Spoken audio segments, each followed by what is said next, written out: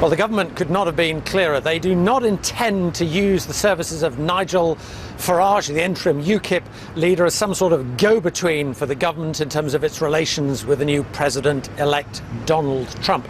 He joins me now. And how do you react to that? Well, if we were a business and we were looking at Trump and America as somebody we wanted to put together a mutually beneficial relationship with, the first thing you'd do is to find somebody who had connections. And yet, the world we live in and the way politics is run in this country, basically there's almost nobody that's ever worked in business or understands really how the world works. You know, Trump is a businessman. He will have learned over a 50-year career probably not to trust very many people. But if he does trust somebody, that's an asset. I can't do anything about this. All I've said is informally, in any way, I would like to help. I really believe that the relationship between the US and the UK is important. I think our potential here for a trade deal is very high.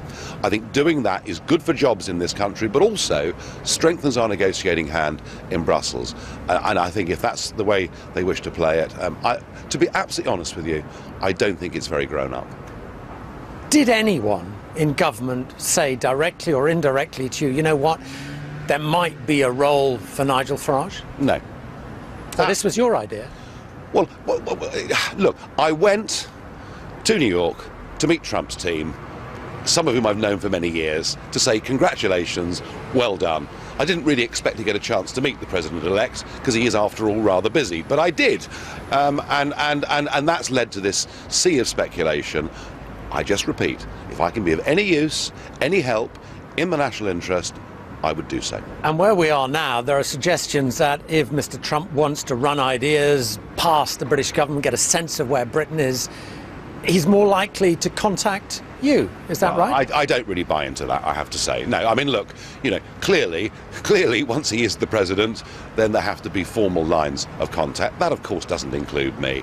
I just think in the building of this relationship, I could be helpful. And don't forget, there are lots of people in this government, both in the cabinet and senior civil servants, who said some pretty rude things about Mr. Trump and his campaign. And has he forgiven and forgotten, or how does he view those politicians, those remarks? He was very gracious. You know, when I met him, he was very gracious. He talked about the telephone call he'd had with the Prime Minister. I think a lot of him just wants to move on. But remember, it's not just the President that does this. There is a team around him as well. There are, I think, some fences that could do with mending. How, or are you convinced that we've heard from Boris Johnson in particular saying he thinks Donald Trump would be a good thing, a positive thing? Do you think ministers have had some sort of conversion about Donald Trump given what they previously said? No, they're career politicians. They say one thing and then conveniently forget they've said it and move on to a different tack. It sort of sums up the political world, really. Let me just ask you one other thing which is in the news today, is this Brexit memo, which the Times has obtained, suggesting there is no Brexit plan. What do you make of that? Well, there was no Brexit plan because I think the previous government thought that Brexit had no chance of winning, therefore there was no reason to put Plan B into place. So, yeah, in many ways, Theresa May's government is starting with a blank sheet of paper. I would just say this. There are two ways you can look at it. You can say, gosh, look at all these things we've got to do. What a burden.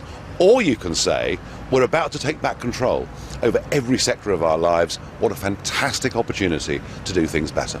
OK, Nigel Farage, thanks very much for your time with the UKIP leader there, saying that he was ready to do whatever he could to build relations with Donald Trump, but as you heard, Downing Street having none of it.